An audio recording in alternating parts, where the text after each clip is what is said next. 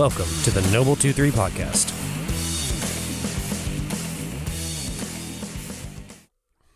All right, well, welcome back to the podcast. Thanks for having me. Yeah, what do you think?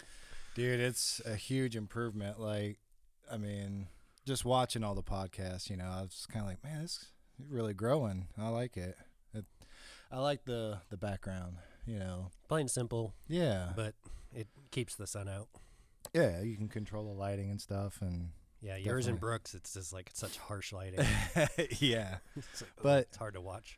But no, it's definitely coming along, man. It's looking good. Cool, thanks. So last time we kind of went over just a lot of basic stuff and just kind of getting the podcast started. And one of the things that was really interesting to me was once the recording stopped, we kind of talked more. And I mean, it seems the way for all the guests so far is sometimes the pre and post pre and post podcast are some of the more interesting conversations. And then you had mentioned something and I was like, whoa, I didn't see that coming from you. And you said that you'd be willing to talk about it. And it just so happens that it's Men's Mental Health Awareness Month in June. And I just had Little on a couple days ago and recorded his episode, and he had talked about some of the bad stuff that he'd seen on calls, and he had kind of developed some PTSD and anxiety from it, and started seeking help. And I just kind of felt it was appropriate to keep it kind of going for at least for June.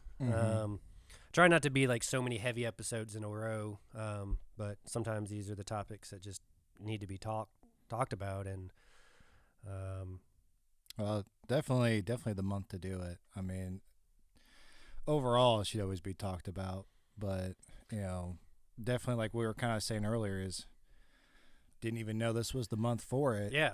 We had to find out through random social media, and it's like there's a lot of overlooked, mental health, especially for men, because you're not supposed to talk about this stuff. Yeah, the stigma, the bravado. Yeah, like, so I'm fine. Yeah, you're like, no, I'm good. I just keep moving. And so it's good to talk about it. It's hard to, because you're afraid still of like how people are gonna The stigma. Yeah. Yeah. But no, I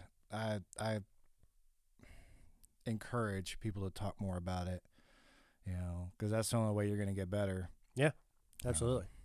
Yeah, I was telling Little that after a really bad call during medic school, like I was definitely on edge for like a week or two, and it wasn't until like I did start talking about it and like processing like all the details and that like I started to actually get better. But it's like you don't want to talk about it at first, or it's just something you're either ashamed of or you literally don't want to think about it, so you don't talk about it, and it just makes things worse. One thing I've noticed is, and I still have issues with at times where it could be, just random stuff. You're like, that's fine, it's fine, and then all these little things will add up, and you just blow the fuck up on something so stupid. And, dude, that'll ruin relationships. That'll ruin your whole day. Like, I mean, it just... And then once it comes out, like my girlfriend now, she definitely helps me a lot with that. Like, she's strong with that stuff. And, like, she'll be like, no, like, you really need to talk. Like, let's talk. And, I opened up a lot to her. She was probably the second or third person that I had told about the one incident, and she was like, yeah, that's what I was worried about. And like, even now, like, she knows when there's something going on, and I'm like, no, I'm fine. She's like, well, do you need to go do something? Like I try to find, obviously healthy outlets, to take care of yourself. Yeah. But sometimes, dude, it's like so subconscious. You're just like, yep, it's okay. It's not that big of a deal, but it just, something about it eats at you. And until like you talk about it, or I don't know, just go work out, or like I find out that if I do like a heavy workout, or just put myself kind of in like a physical or mental stress, like kind of calms me a little bit. So I've been doing heavier workouts at times, or I'll do like even those ice baths. I was looking up all that stuff, just being in the fitness world with my degree and stuff. Like I'm always looking at things like that, and those have been there's a lot of benefit to anxiety, depression, even for like, even more severe cases where they're finding somehow however it's shutting the brain off or activating these cold receptive proteins, it's showing a positive effect on mental health. Right. And it's as simple as, it doesn't have to be freezing, but just something that it shocks the system. Yeah. Like I just put ice water in my bathtub and I sit in it for like 3 to 4 minutes, and like I get out and I'm like, okay, and I feel fine. Yeah. Like I've wanted to try it. It's it's a shock, definitely at the beginning. Yeah. Like, how the first time I really did it was I was with Genka. Okay. He does them a lot, or he used to. I don't know if he still does. I'm sure he still does. But we did like a real hard workout, and it was still kind of new to me. Like the whole like, it prevents inflammatory and helps with recovery. It does and it doesn't. Like it does help with inflammatory, but you still need that for a little bit of muscle building. Going into the weeds of it, but like all the other mental health and other benefits of it. So I was like, man, I really need to start doing some of this. So I just fill up my bathtub with ice cold water, and I sit in it. I'm like, fuck, I don't want to do this. But then like once you get in it and you're like, you just kind of go to your happy place. Right. And it's kind of the same thing like when I do a workout. Like I'll work out and man, I'll have like some of the most like, mind opening experiences. Like I'll be doing a workout and during my set, like, you know what? That sounds like a good idea. And so like I'll get on my phone and I'll just start typing it out. And I'm like, oh, time for my next set. Yeah. It just something about it. Like for me, that works. And I encourage everybody to try to find something a healthy outlet, because I've also too done hey, you know what? I'll just drink till I'm numb, and it's okay because now I don't feel shit. Yep. And that was a rough patch. Like I even had, some of the guys that I'm at the station with now, they were like, yeah, you probably need help,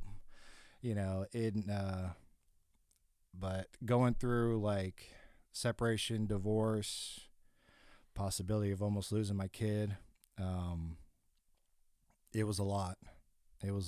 And that is probably where I broke down the most. So I'm going to just jump right into it. So it was during our separation. We were getting a divorce. And we had gotten into a little argument, and I've always been under the mindset of, if this conversation isn't going anywhere, like maybe we should just take a step back, regroup. And that's kind of what I did. I was like, look, I'm done with this talk. Like, we're not getting anywhere. We're getting more angry. Like, I'm just going to head out. And as I was heading out, it was, you're never going to see your kid again. And if you come over here, I'm going to call the cops. And I was like, well, I've pretty much lost everything. I don't know what the hell to do now. And it had been already a struggle with everything else going on. Just like the new, like, I guess, lifestyle I was entering. Because I never pictured myself being divorced and moving back in with my parents and all that. And I was like, the biggest thing I was worried about was how my kid was going to feel about all this, and how she was, because they always say like, oh, broken homes. And I'm like, well, shit, like I've given her that now. And I just drove somewhere, and I was like, well, there's no point. And I literally pulled the pistol out and I put it in my mouth. And the first thing I thought of was her, and thought of everyone that had been there for me, you know, from my time in the service to you guys. And I was like, I remember my brother Shumi. You know, I had my bracelet on and I started looking at him, and I remember he did the same thing. And I remember hearing the news that he was no longer here. And I was at work. I think I was actually helping with like recruit stuff. And I was just like, oh shit. Like I just had this numbing effect. Like didn't know what to do, didn't know what to think.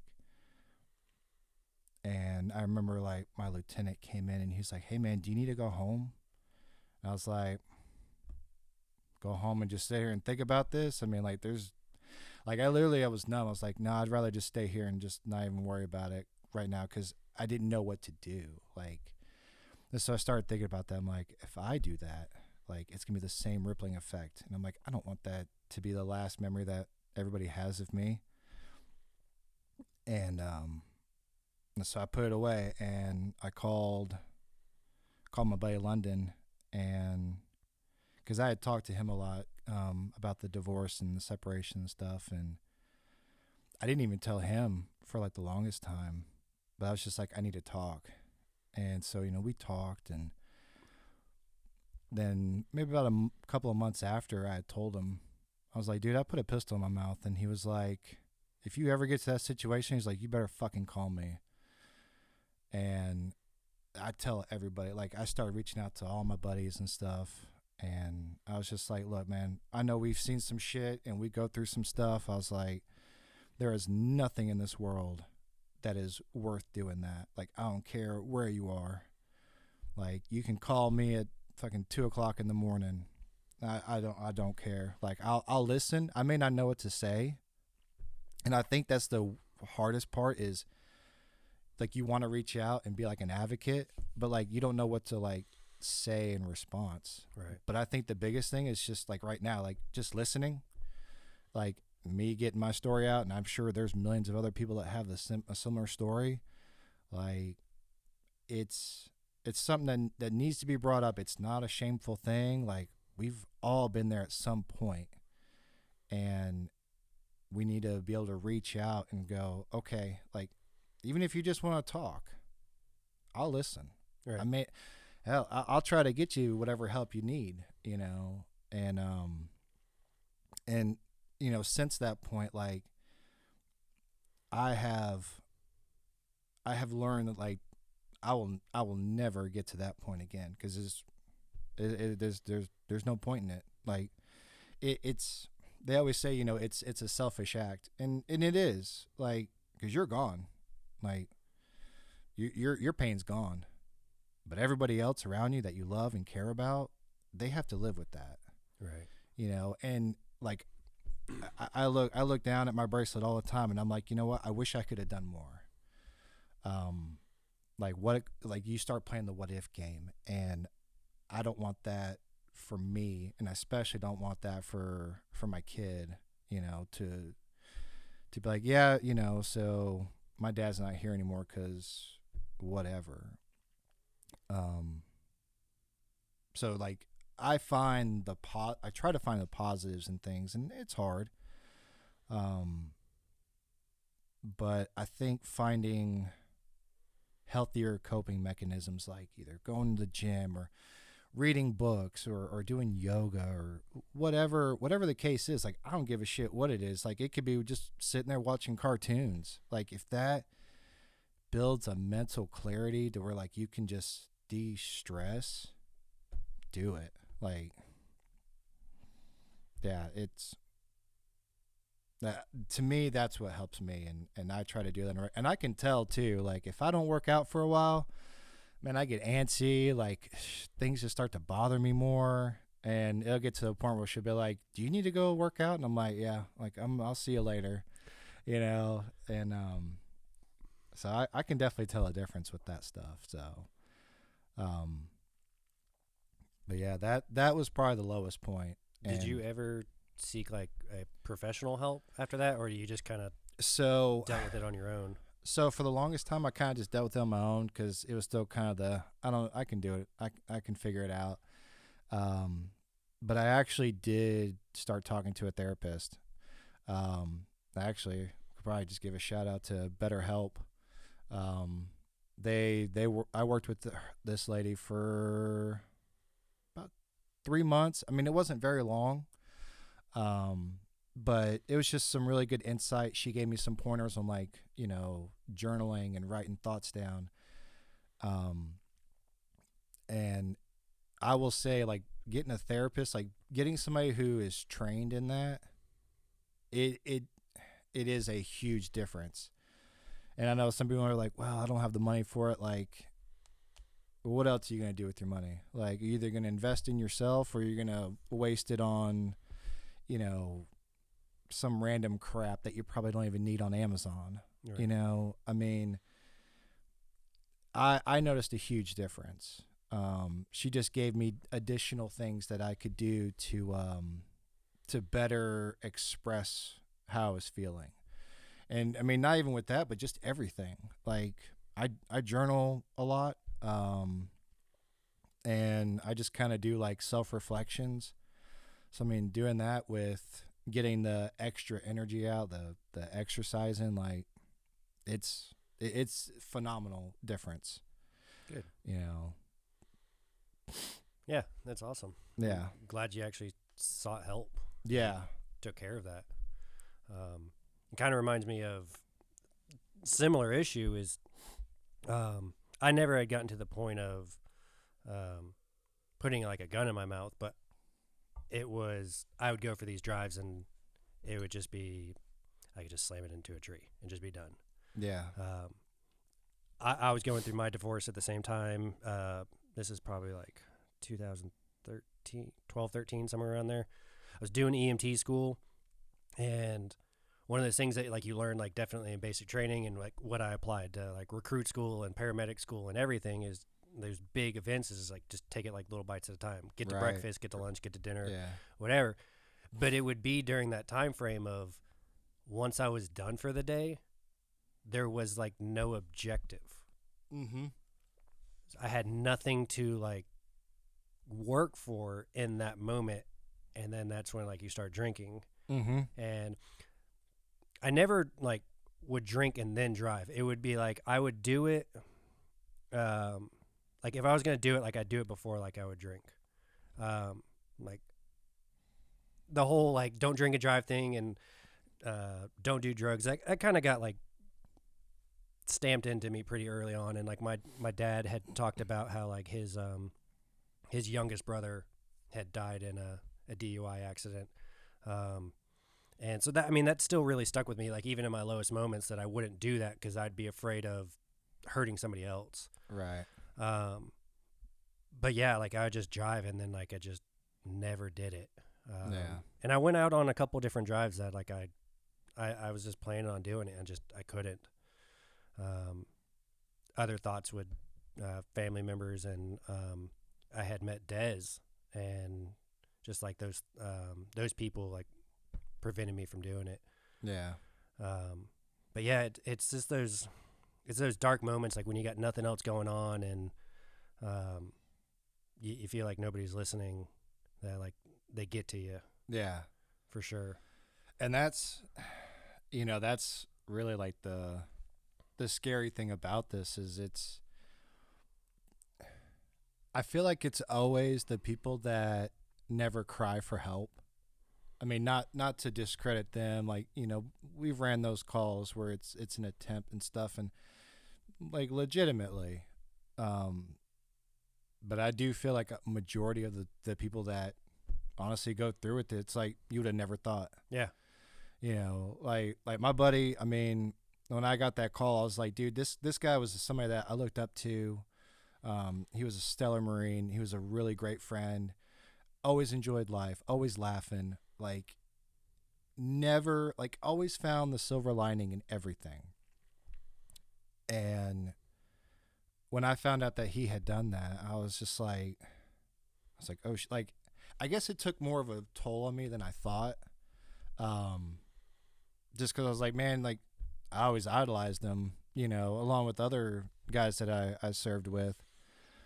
And I was like, well, man, if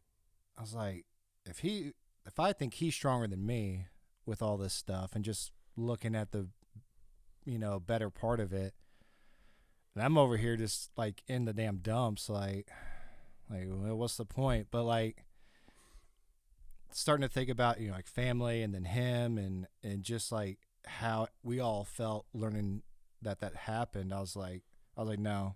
I was like, maybe that happened to prevent me from doing it, you know, like I don't know, but it's I don't know why some people are like, nope, I'm not doing this, like at the last second, like with you, like, nah, I can't do it. Like you got all these family and like you've always had it, but then it's like that moment where it finally hits. Yeah. And then some people it doesn't. They're just like, no, I'm done. Like that's why I'm like, I always tell people, I'm like, man, are you okay? Like, you doing good? You know, like I tell the guys that I work with, I'm like, man, I don't give a shit what kind of trouble you're in. Like, you can call me at 2 a.m. I don't care. Like, will I be mad? Like, dang it, man, I gotta go pick up this guy. But like, I literally don't give a shit. Right. I'd much rather lose sleep and like be inconvenienced in the moment than actually like lose you. Yeah. Like I used to tell them, like my Marine buddies, like they'd go out and do whatever, and I was the married guy, so like, you know, I kind of like stay at the house and whatever. And dude, I get those like calls at like 2 or 3 o'clock in the morning, like, hey man, like I just need help, and like I'd go help them, you know, and I'm like, damn it, dude, I just want to sleep. But at the same time, like, I would rather you call me because you need an Uber ride or whatever. You just need to talk. Right. And I do feel, I mean, I feel like being in the fire service, we still kind of have that similar brotherhood. But at the same time, sometimes it's not 100% the same. Like, dude, we would go to work, and then as soon as we got off work, like, we were together the whole time, and then we'd go to the barracks, and then, like, we'd go do stuff on the weekends. Like, you were together all the time. 24/7. Yeah, all the time. Instead of every third day. Yeah. And, like, I get it. Like, we all have family lives, and everybody's involved in all these other stuff. So you try to do stuff with the guys that are on your shift or rotation or whatever. But, like, with that, like, you were literally more than friends. You were family. Yeah. You know, so, like, you knew if something was going on, like, oh, man, you know, Steve's not looking too good. Like, used to be a PT stud. Now you're just like, I don't give a shit. Like, something's not right, you know. And I feel like we try to do that here, but maybe just with everything else always going on, all the stuff that we got to do at work, and, you know, everyone's got their own family life. Like, one, people don't want to talk about that because, like we said, it's seen as a stigma of like, I'm weak. Right. Fuck that. Committing it is weak.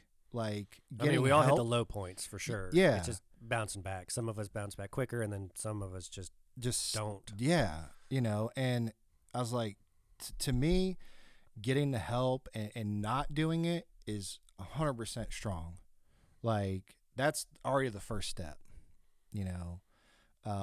Like, don't ever be afraid to say, hey man, like, I got some stuff going, and whoever, you know, wants to make fun of that, like, you know, you can piss off, because you ain't in this organization for the right stuff. Like, we preach brotherhood. To me, this is it. Right. Like, we see shit that normal people shouldn't see, and we need to open up and be there for each other. Like, we joke about it, like, oh, man, you know, like, you throw jabs to make light of it, but at the end of the day, coping mechanisms like dark humor and laughing at stuff, but I mean, at some point it's like you gotta or in short-term memory as well, it's just developing that. But I mean, at some point it's like it's really got to be truly talked about. Yeah, like if you notice that, like, more things bother you that, like, never really did, and you're always on edge, like, there might be something to it. And it's like, hey man, like, I might need some help. I'm like, okay. Like, I believe we have like free advocates for some of that stuff. We do.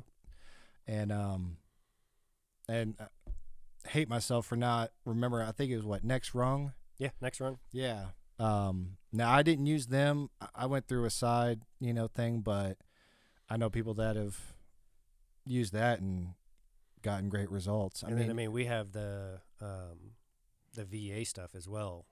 Yeah. And like we always have that, and like, and you get like, what was it? I think it's like 10 free counseling sessions per like topic or whatever. Mm-hmm. And they're pretty cool about like moving from topic to topic. Oh, okay. That you can kind of like extenuate it out, like if need be. Did you ever use the VA? I did when like in the previous marriage, and just kind of talking about like some stuff, and I can't remember like what specifically besides just like almost kind of like marriage counseling and like what I could do to like be a better person myself. Right. Just because like I wasn't in a combat MOS, like I never did anything that like truly affected me. I just packed a crap ton of parachutes and fueled a lot of gas. Yeah, but I mean, like you were still forward deployed. It's still that being away, and fortunately, I never knew. And I think like if I did like with 100% certainty, like it would hurt more.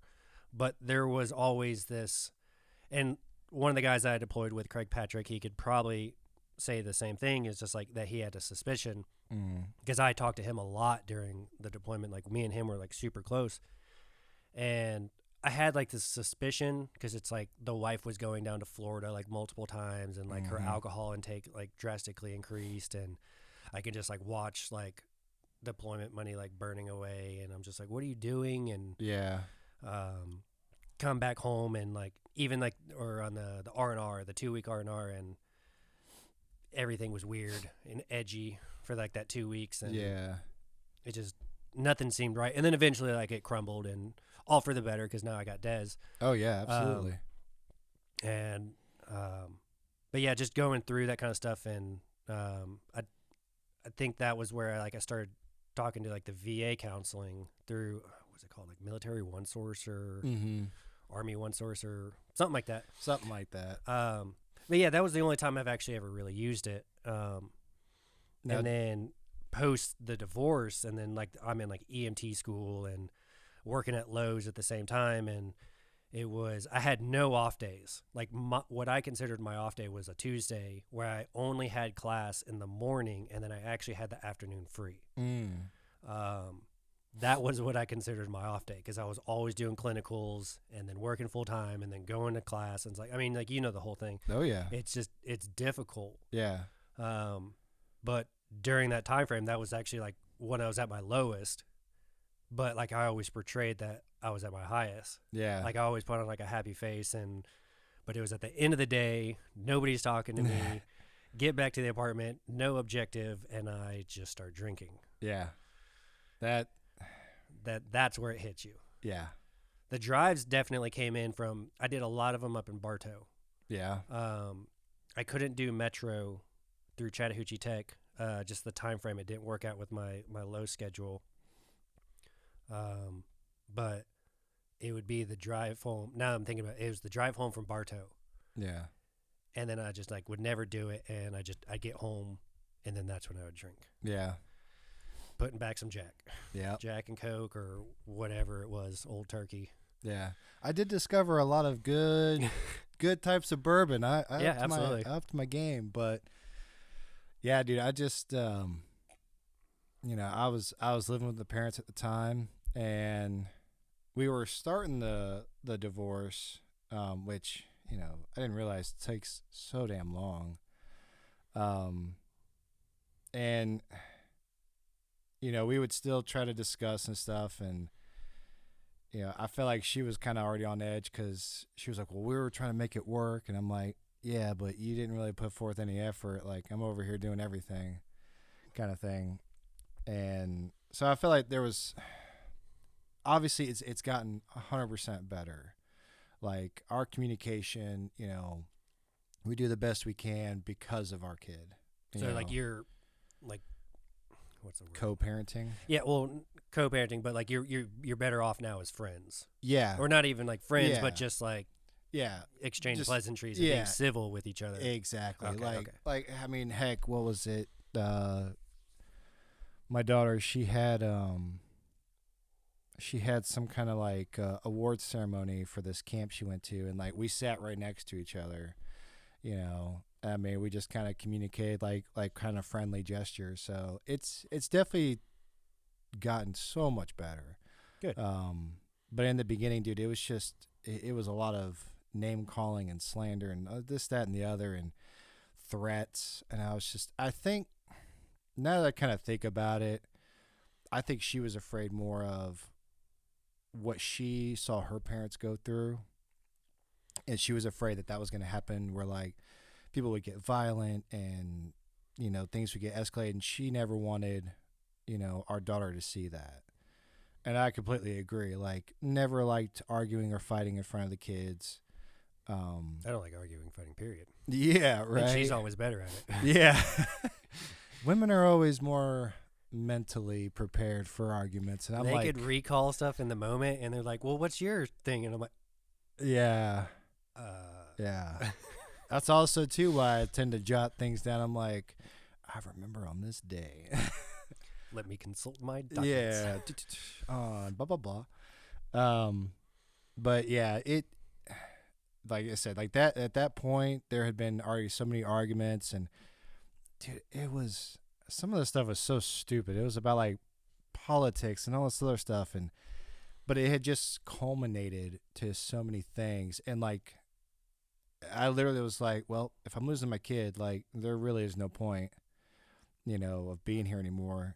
And that was like just jumping to the final extreme, because I legit thought that that's where she was going to go with this. And we talked about it probably a month afterwards, where she was like, you know, I'm sorry that I made those threats and stuff. She's like, you know, I was fearful of things happening, and I was like, well, I'm glad that you apologized, because like, that's some serious stuff. Like, when you get cops involved, I'm like, look, I could lose my job, I could go to jail, like all kinds of stuff.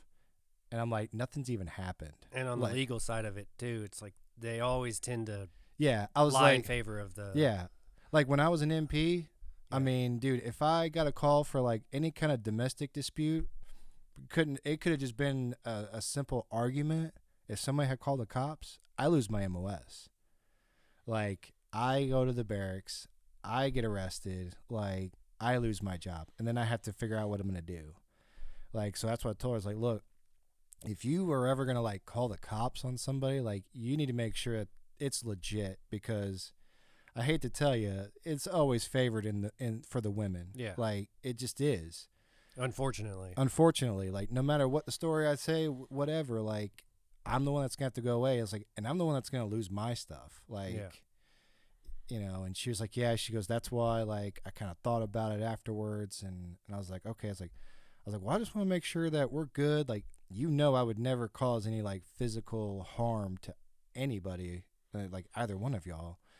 And she was like, no, she's like, she kind of had that flashback of her parents. Okay. You know, and I was like, no, I get it. And that's kind of what, you know, we started talking more, and I was more understanding of why she was so on the defense about things. And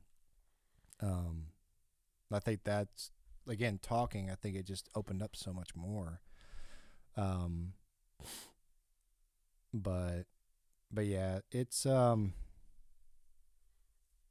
crazy to think of, like, all these little things, and you just like, yeah, it's okay, it's fine, and then it adds up, and you blow up. Like my girlfriend now, like, I blew up on something stupid, and she's like, do you need to talk? She's like, because I know it's not about this. I don't even remember what the argument was about. And she was like, when was the last time you journaled or you did this? And I was like, I don't know, it's probably been about a week. And she was like, you think you might want to go to your room? Yeah, like, literally, like, she sent me to, like, so we have a shared office, like office space that we converted. And she was like, go to your desk. She's like, type it out, write it out. She's like, I don't give a shit. She's like, but you need to journal what's going on, and then we can talk about it, or we don't have to talk about it. She's like, but you need to get this stuff out. I was like, all right. So I put my weighted vest on, and I ran 2 miles, just like brutally, I mean, it's not far, but I was like, I just ran, did that, came back, and started writing some stuff out. Are you more a fan of like physically write it out, or do you like to type it? I actually have noticed, like, if I physically write it, it's more of like a connection to it. Yeah. Like if I type it, to me, that's no different than like I sent you an email or like I'm doing schoolwork. But like if I physically write it, because you just don't do it that often, it's a better connection. Like I feel the weight coming off as I'm writing it. I'm like, this is how I feel. This is bullshit. Blah, blah, blah. And then I'll look at it, I'm like, well, yeah, no wonder I'm so angry. Like, look at this, And No, writing it out, so much better. I tried to type it out, and I'd keep like little like I have like a little folder with my journal entries. But I can tell there's a better connection if I just write it. And sometimes I'll write it, and either I'll save it or I'll just be like, I'll look at it and I'll go, okay, cool, and I'll crumple it up, throw it away, and it just, all right, well that's done, and feel better. Yeah, so cool. I've never really thought about journaling on my side. It's just, I've definitely just gotten like a lot of like mine's just going blank on words. Positive ways of dealing with it. It's just these runs. Mm-hmm. I've always been, and I get that from my dad too. It's like we're definitely the leaner side, but like we can run and have the endurance, and can't live for shit. See, that's where I come in, because I'm like, I'd rather just lift heavy, and I'm like, yeah, I feel just so exhausted. It's probably after a long run. I'm like, yep, I feel better. I was telling Little one time, it's like I went on like a 12-mile run one time. Oh my God. And like I didn't train for it or anything. Like I would just normally run, and I was just like, all right, I'm just gonna run. And I looked at like my watch or whatever, how I was tracking it at the time, and it was like 6 miles out, and I was like, well, damn, I still got to run back. Oh no. So I was like, all right, I'm gonna turn around here. I ran back and still was perfectly fine, but I was like, okay, I feel good. Yeah. Just doing that. And even one time, I was at Britley Park. I can't remember the old house in Woodstock, and it was like 2:00 in the morning or something like that, and I just couldn't sleep. I can't remember what was like bugging me, and I put on my shoes and I ran to Station 1 and then ran back. Yeah. And then another time I just kept running down Bell's Ferry, and I had the phone and just texted or called Des, and I was just like, hey, do you mind picking me up? And she goes, where? I was like, I don't know where yet. I was like, I'm just running. And she goes, okay. I was like, I'll call you when I'm done. Yeah, I'll call you. I'll give you my coordinates. And then like I remember getting like a text like still while running, and she's like, are you still running? And I'm still in the moment, so I'm just like, I just kind of ignored it, and I ran a little bit further. And dude, I ran from the Britley Park house in Woodstock by the Walmart, all the way down to Stone Summit by Barrett Parkway. Oh my, it was like God. 10 miles. Oh my and just God. Like the hilly up and down of Bell's Ferry. Yeah. And then because it's like such a busy road, like I was staying on the sidewalk more, so like concrete is more abusive on your body than the asphalt. Yeah. So I probably could have gone longer if I was on the road, honestly. But it was so much concrete. Does the asphalt have like more of a give? No. Yeah. The asphalt does. Okay. I mean, it's like the same concept like when you get the whole potholes in the summertime. It's like the road becomes more pliable. Yeah. And you can put in a rut, and then the rut gets bigger, and then it becomes like a hole. Okay. So if you like hard brake in the summertime, you have a good chance of like putting in like a little. So I can make potholes. You can make potholes purposely. Purposely. But the concrete is just 100% hard, so it has no give, regardless of the season. Yeah. So the black asphalt has like a little bit more give. It's not huge, but it is noticeable. Well, when you're putting on that many miles, Like, I know people that will purposely run in the grass right next to the sidewalk just because of that reason. Yeah. So. But yeah, I would just go on these stupid long runs. Yeah. And that always just helped me out. So when you're on these runs, like, did you just kind of have any kind of like, epiphanies or? Sometimes I think about stuff and then sometimes I don't. Sometimes I have music playing and then sometimes I don't. Okay. And it's just, it kind of depends on like where I am at that time. And okay. Sometimes if it's just like I need to think about something, I'll have like a not as heavy of a playlist going. Yeah. And like I can kind of just mellow out and just get into the groove of things. Or if I just want to run, I'm like anxious or even just mad at something and it's just like, fuck it, I'm gonna put down some miles. There you go. Yeah. So I'm thankful we got Board Town out here. Board Town. So the road this way. Okay. Is just like these rolling hills. Okay. And like the other day, it was more so for the training of like doing Currahee, but I just ran 6 miles all the way to that coffee shop that you hung out at. Oh, okay. And that was like just over 6 miles. But sometimes it's just like I'm not even trying to train for something. It's just got to put down some miles. Yeah. And then you just feel better afterwards. Yeah. It's that hard stress of just pushing, especially like the uphills at the end and just digging into it. And yeah, I very much like try not to stop and just like get to that walk. Yeah. It's just like I'd rather be at like a very pitiful jog where you're like, if somebody walks by, like you might as well be walking. So it's funny because, my mindset, I kind of go back into like that Marine Corps mindset of like, the Marine Corps shuffle. So like, it's pretty much the same thing. It's like, I'm not walking. I may be looking like I'm walking, but I'm shuffling, and it's like. That was me on Currahee the other day, like just creeping up that mountain, and I'm slowly passing people. But at some point, I was like, I can't, and I just started walking. It was just too steep. Yeah, because I've noticed like if I start walking, I'm more apt to continue walking. Yeah, I'm like now if I shuffle, like eventually I'll get up this hill, and then I can kind of pick up the pace a little bit.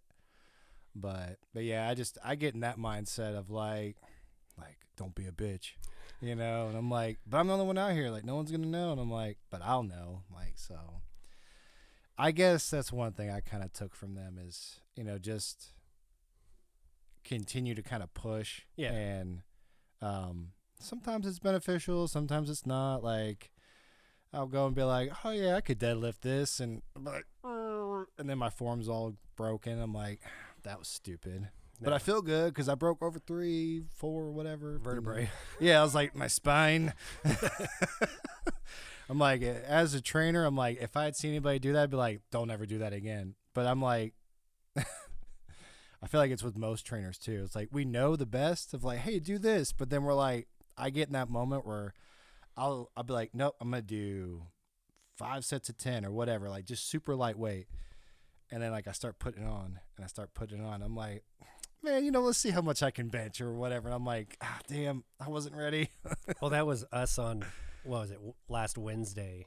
Yeah. And I said I was going to do an easy workout because I had Currahee coming up. Yeah. And then we ended up going like balls to the wall and then didn't do as well as I wanted on Currahee. And I'm like, son of a bitch. And I even said, I was like, man, I was like, you're going to do five more rounds? I was like, damn it. I was like giving it all I could going up that hill. I was like, cool, we're almost done. And then you're like, nope, 5 more. And I was like, son of a bitch. This mother effer, like, really?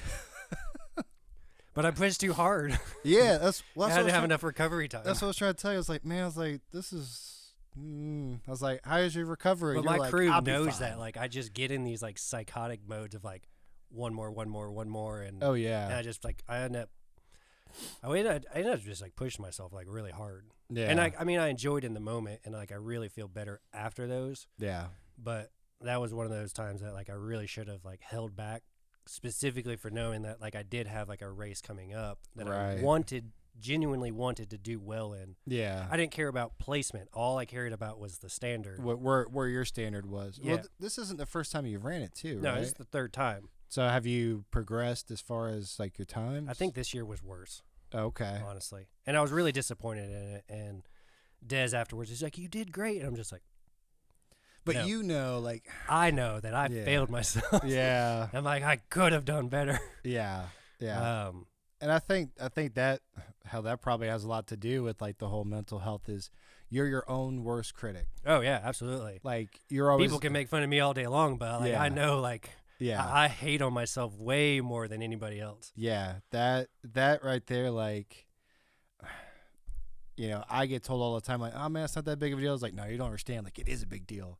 You make it a bigger deal than it really is. You're like, oh, we all make mistakes. It's no big deal, you know, and you learn. But it's not your mistake. Yeah, exactly. It's like, well, you didn't mess up. I did. Yeah. You know. Absolutely.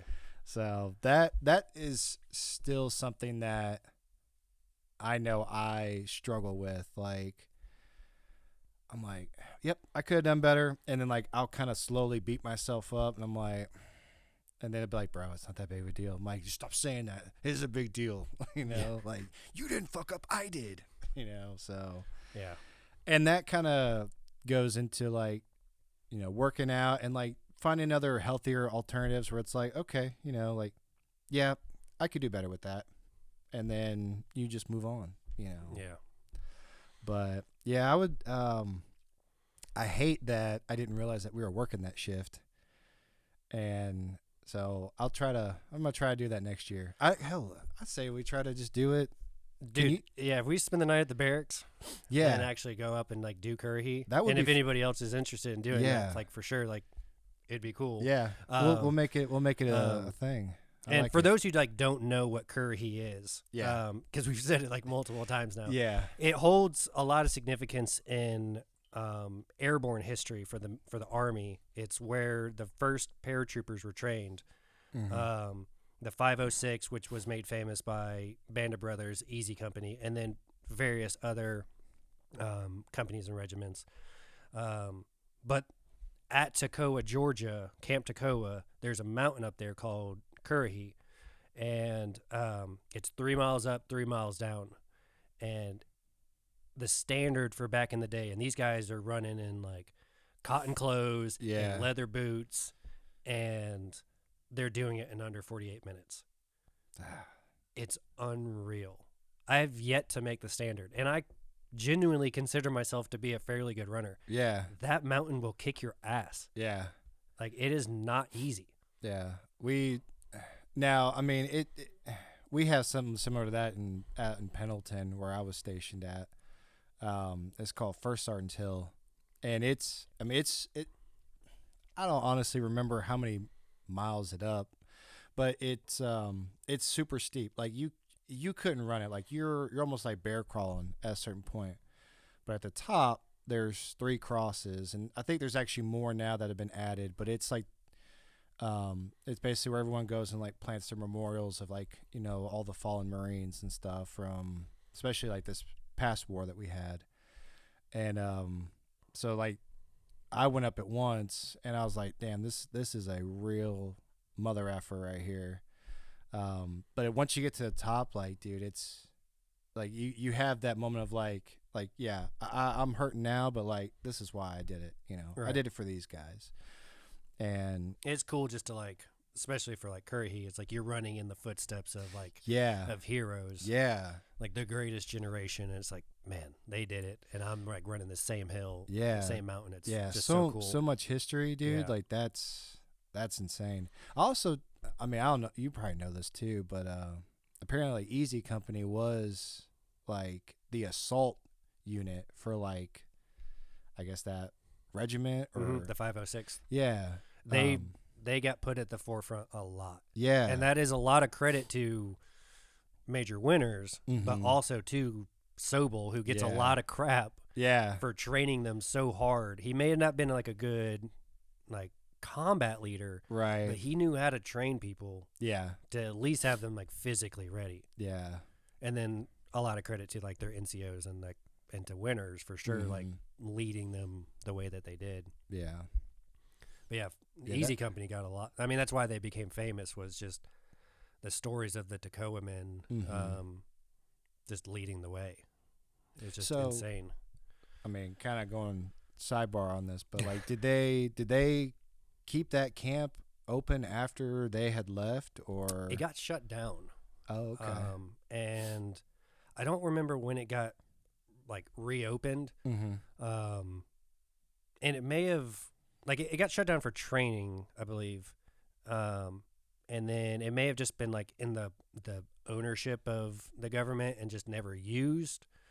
But they've been rebuilding it back up. I mean, it's not like an actual installation anymore. It's just more of a historical site. Yeah.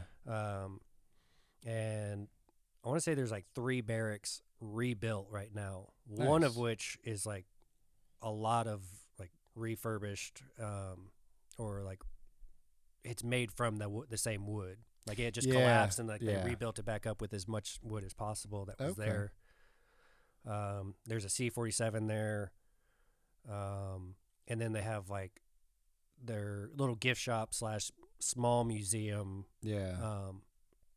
On site. But there's a museum just down the road, like in Toccoa, that you can go in and like you can walk through that. Gank and I did that the first year that we did, and that we did the mountain. It was really cool just to like walk around and see all the stories and like just see and read stuff. It was really cool. And then of course they had like the OG shirt, right. And mine was like so old that it just gone through the dryer so many times it shrunk. And so Dez has it now because it just doesn't fit me, and I was like, I need a new shirt. But it's just cool because it's like the original airborne shirt. Oh, nice. Yeah, they actually have one there that's framed and signed by Bill Garnier. Wild Bill Garnier. Oh, really? Yeah. Dang. So he was. I want to say characters in the show, but like it's not a character; it's a real person. But the way that the actor portrayed him, he just came across as like one of the coolest guys out there. Yeah. And it was sad to see like what happened to him in Bastogne. But yeah, it's a real cool thing of history, and to try and do it like every year, which is what I'm gonna try and keep doing from now on. Right. I think medic school got in the way. The past 2 years. And then last year I did it, Genka, and then Little and I did it, and then this year it was just me. I got you. But it did a lot. It fell on B shift this year. Yeah, I didn't even think about it because I know we talked about it, and you're like, "Hey, you ready?" And I was like, "We worked that day." You're like, "Yeah, you gonna get it off?" I was like, "Fuck," I couldn't get it off. Yeah, so I was on B shift, and when I was picking the days off, like I didn't think about it at first. Yeah. But what was it? Somebody wanted to swap, and I was like, "Hey, June 6th." Yeah. I was like, "You cool with that one?" And he's like, "Wow, that's really far out." I was like, that's the only day I want right now. Yeah. So I was able to get a swap for it. Yeah. And too, like, I mean, I would have been definitely struggling to get up that hill because I haven't ran as much as I should, but definitely running a lot more. I've been putting some miles on these shoes, which do feel better. But yeah, because I know you're doing a marathon, right? I want to. I haven't signed up for it yet. I got you. Yeah. I don't know if I'll necessarily like run a registered marathon. Okay. It might just be like I run 24 miles out here somewhere. Or, no, not 24. 26.2. Yeah. Somewhere out here. Okay. Just because like I've done the Peachtree before. Currahee wasn't that bad because like it was only like 300 people. Right. But the Peachtree I've run multiple times, and it's just so many people, and you're like bobbing and weaving, and you can't even get into a good pace until like it really spreads out. Yeah. And then even still, like you're kind of moving through people. Yeah. And it would just be easier to like, all right, I'm gonna do a marathon today and just run it, and you have nobody in your way, and you could just run. That'd be pretty crazy. 26 miles. I think 0.2. Yeah. Yeah. And then at the end of it, you have to shout Nike, and then collapse over dead. And then collapse over dead. Yeah. Funny enough, I think the original distance between what was it?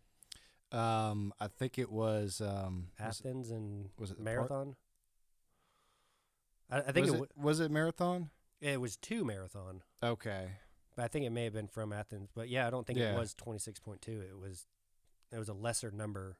And then Oh, was it? Yeah. Oh. And then okay. somewhere along the way, like it just It- turned into like over whatchamacallit, the evolution of just like racing Oh, okay. and like through the Olympics and stuff. Then they just at some point decided on 26.2. I got you. Yeah, so random fact. Yeah, fact of the day. Yeah. But yeah, I mean that's how I typically deal with like just bad days or Right. mental health in general, and a lot of which I just nowadays I just either run or I talk to Des. Okay. And she's always like been a really supportive partner.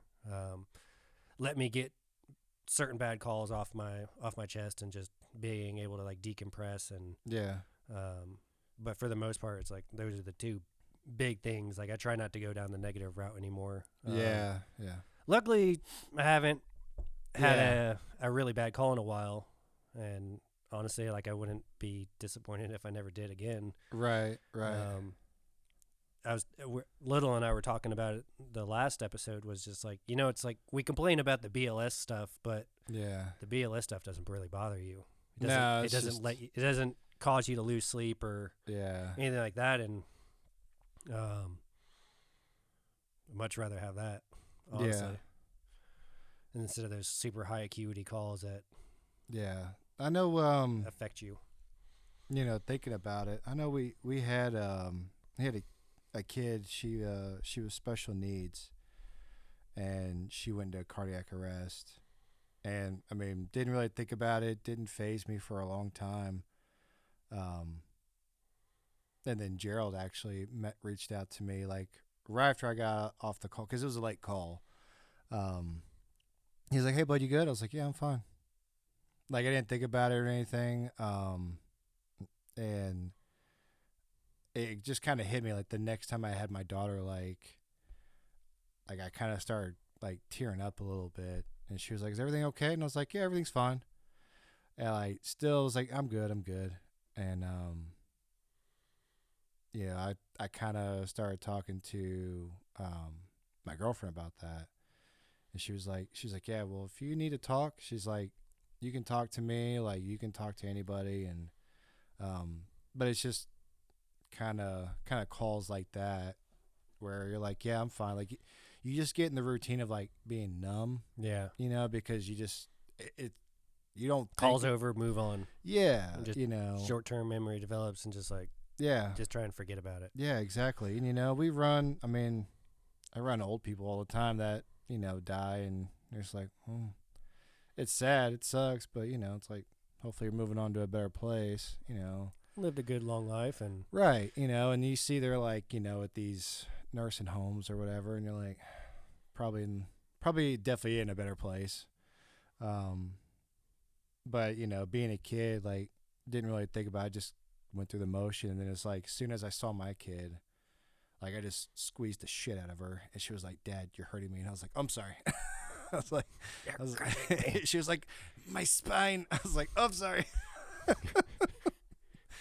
I was like, I did have a little emotional stuff with that, and I was like, "Oh damn," like just stuff that you don't really think about until something kind of triggers it, right. And I think that was the biggest thing is like losing people, and we run some bad calls, and then you're like, well, I really don't want to feel this way. I'll just drink, So getting away from that, 100% better for mental health, physical health, like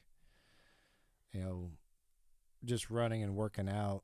I've already noticed a huge difference. And it's like, yeah, I'm in the fitness world and I already know better. I'm like, you know what? It's easier just to sit here and drink. And I'm like, no, it's not, not in the long run. Right. So, I was thinking about a lot with like what we've been talking about and everything. Like, there's this guy that I used to work with, Marco Ritz, and, like call back to like my UMR days, like first EMS job. It was like Isaiah and I worked there, Soltis, Peter Meadows. Like a lot of us like used to work at UMR back in the day. Okay. It was just BLS transports, a lot of granny totes and stuff like that. But Yeah. there was this guy there. He was like really cool, and he was really into CB radios, and we had hung out a couple of times, and like he had talked about like how he had depression. He always talked about like in the past tense, and like that he was like dealing with it and everything. And then I had left UMR to go to like rural metro, and then that became AMR.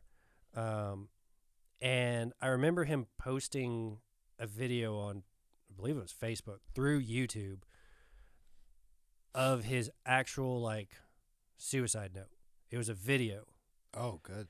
And Goodness. I remember watching it, and I was like, what the fuck is this? Yeah. And it was just like, he was super calm about it. He knew what he was going to do. And like, I didn't even like finish the video at the time. Like I immediately was just like calling him up. He didn't pick up. I was like texting. I was like, hey man, I was like, I don't know what you're doing. I was like, call me if you want to talk. Mm-hmm. And didn't pick up, didn't respond. I watched the rest of the video, and then like within like a half an hour, that video got pulled from YouTube. Yeah. It got taken down, but like just watching it, I was like, oh my God, Yeah. he's gonna do it.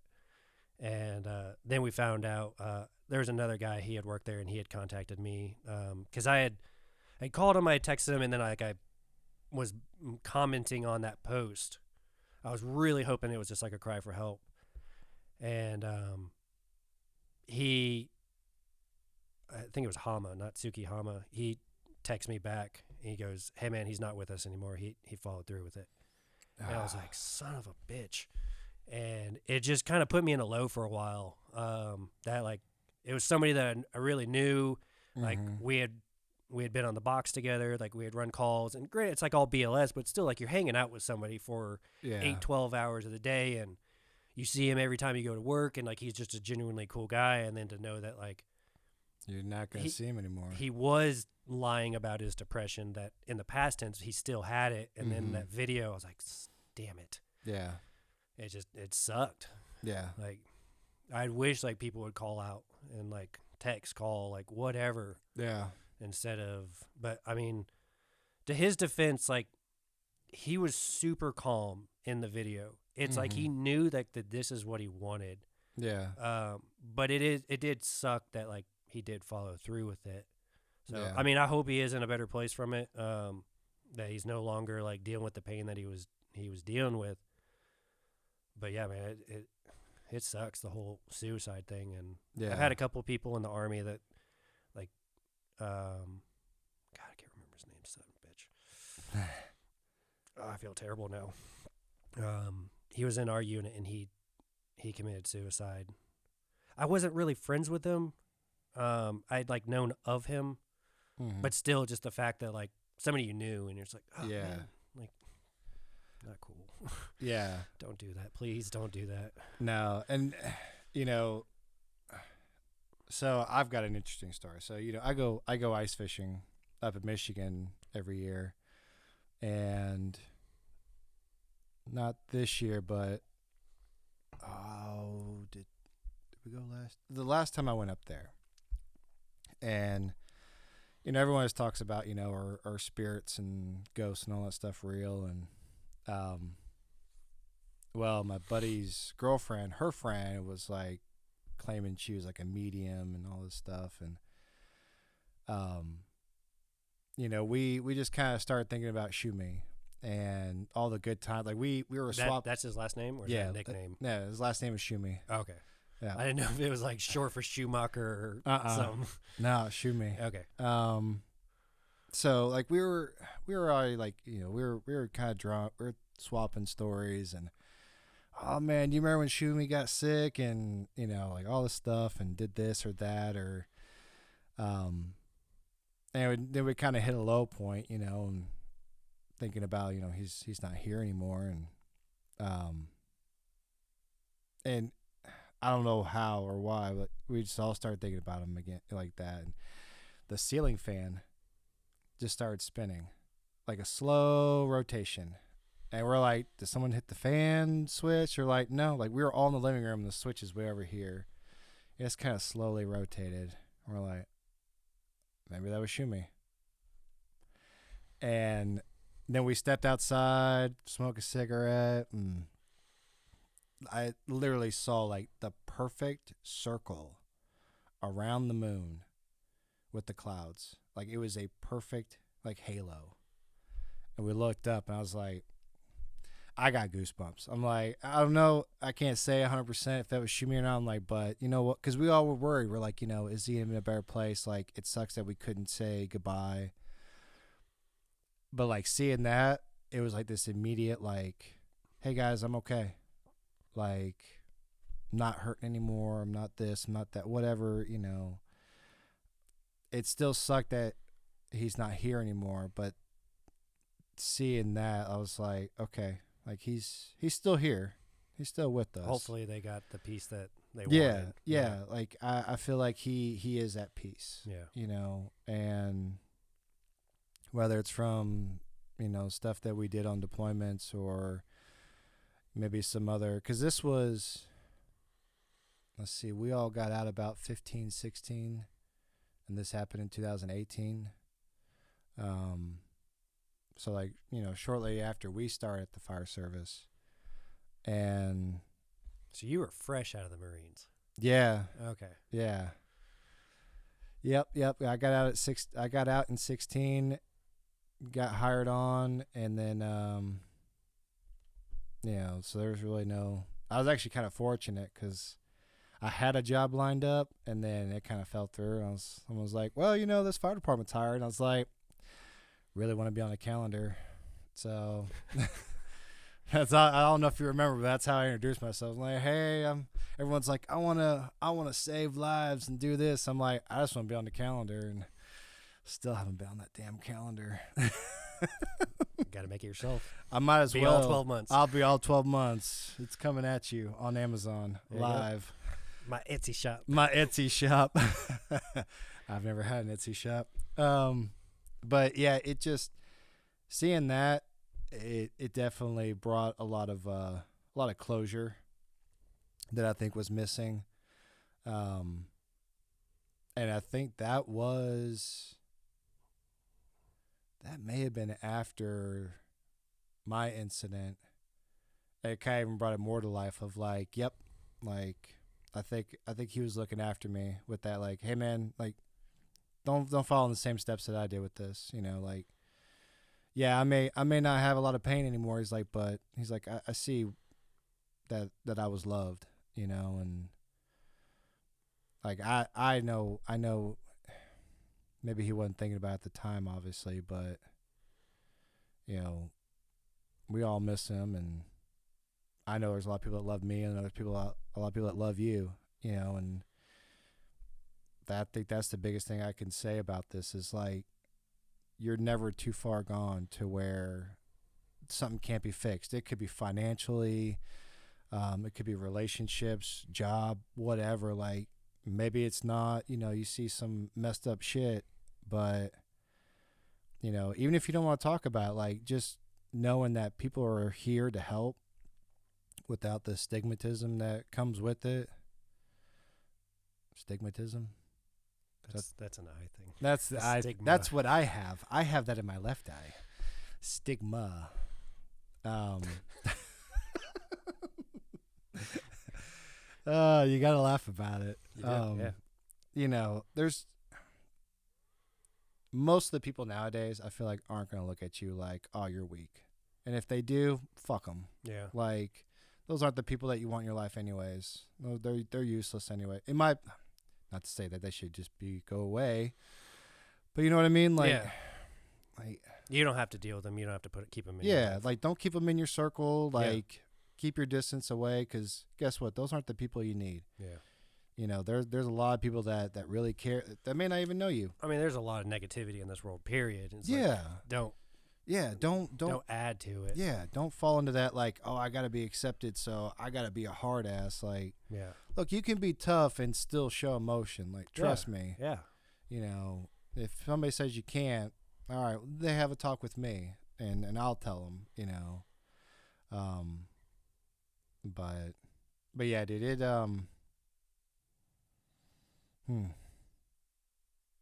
yeah, I'll have to say this. I'm really glad that you're doing this.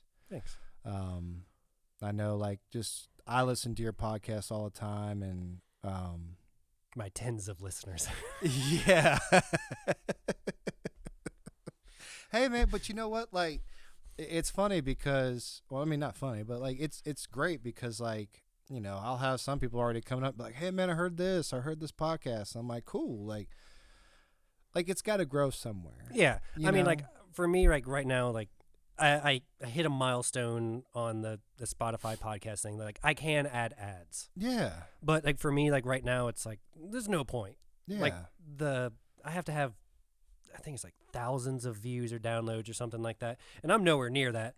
Yeah. So it's like, why bother at this point? So I'm just having fun doing it. Yeah. Just doing the podcast, having you guys up here, the pre, the during, the post podcast conversations. Yeah.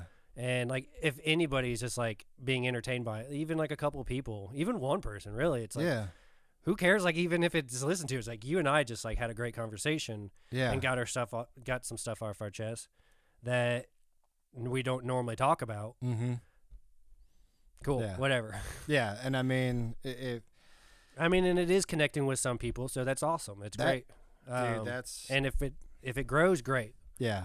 And, yeah, it would be great to, like, have multiple camera angles and make it totally better and, like, be making money off this. We could have our own Jimmy in the back, like, looking up stuff and like, hey, put up the TV. Yeah. Yeah, put up a TV and do all kinds of stuff. But baby steps. Yeah, baby steps. But yeah, I mean, like, the whole point was just to reconnect with people. And I mean, like I told you the first time, like, medic school and Blue Ridge really put like a damper. It really affected, like, my personal life. Yeah. So it was cool just to, like, start having these cool conversations again. And because a lot of time it's like we're always on our phones and we're always half-assed doing things. Yeah. Like, I looked over the other day, it's like we were in the living room, we're watching the Pacific. We just finished Band of Brothers. It's a great series. Yeah. I mean, I might be a little biased, but it's a great series. They're both great. And I was telling somebody Yeah, else, I was just like, if I had to choose, like, it's obviously going to be Band of Brothers just because I'm more biased towards that. Yeah. And I get, you with the Pacific. Yeah. But, like, dude, I'm watching it, like, and I'm into it. And I look over and, like, everybody's still on their phones. And I'm like, man. Yeah. Like, you can't even just, like, turn it off. Turn it off just for that little time. Yeah. And it's like we just get sucked into it. And for an hour and so long, it's like no phones, and it's just a one-on-one conversation. Yeah.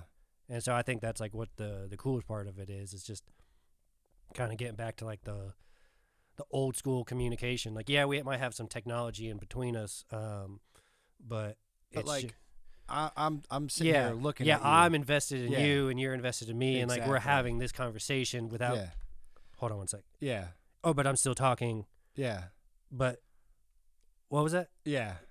Yeah, kind of thing. And and it's just become so a part of, like, our daily lives that we don't even, like, think about it. Yeah. Somebody picks up your phone just, like, halfway through and, like, you don't think about it, but, like, man, like, if you get back to, like, the original, like, when we first got phones and stuff, like, that would be so rude. Yeah.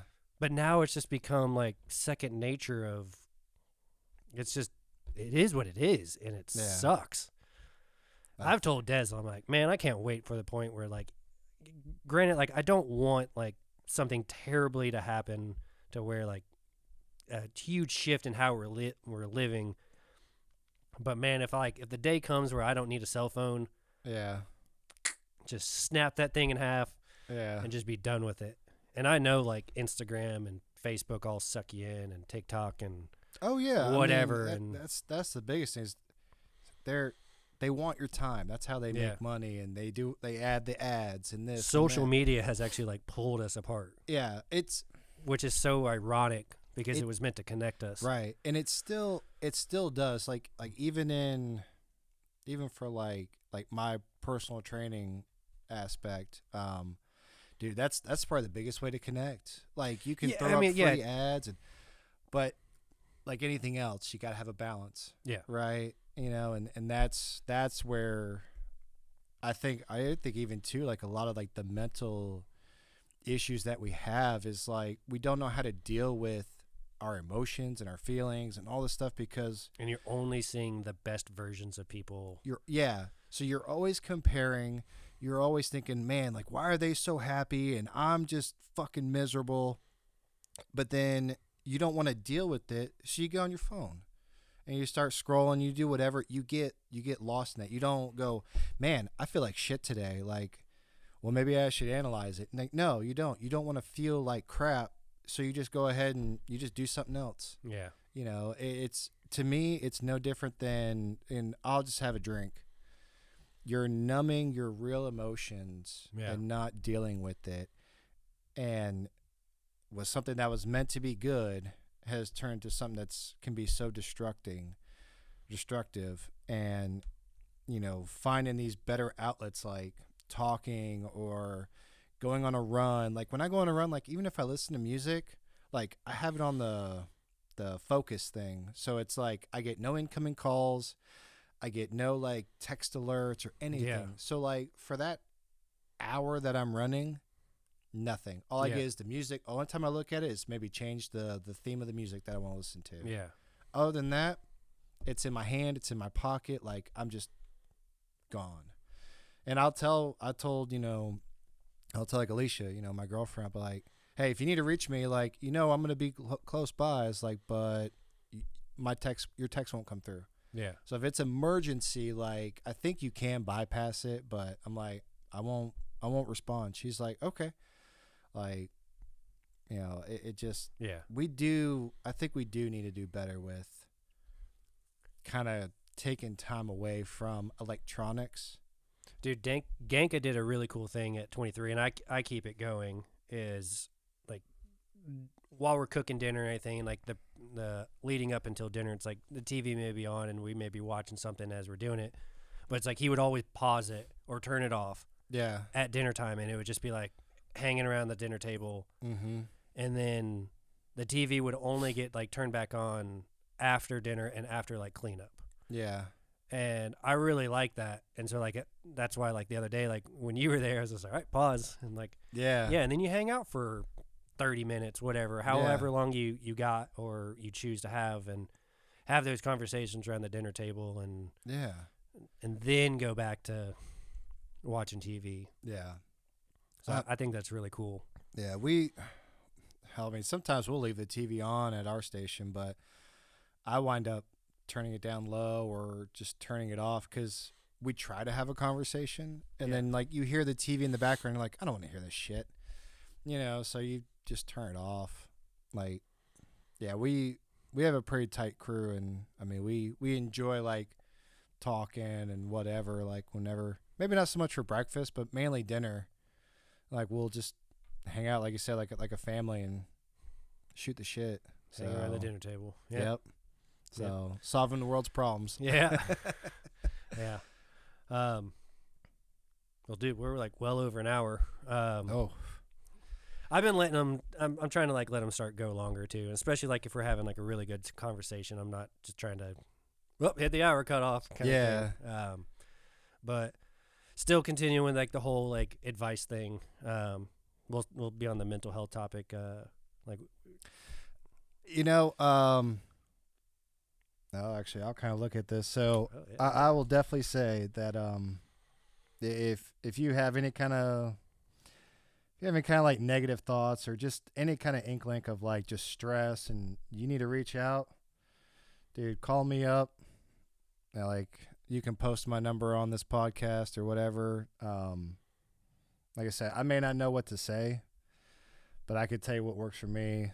You know, you heard it on here. Wilson said what helps him. Like, we'll be advocates for, you know, whatever we can do to help. Like again, shout out to BetterHelp.com. Next Rung. All great sources, and don't fall into the there's a stereotype of you being weak.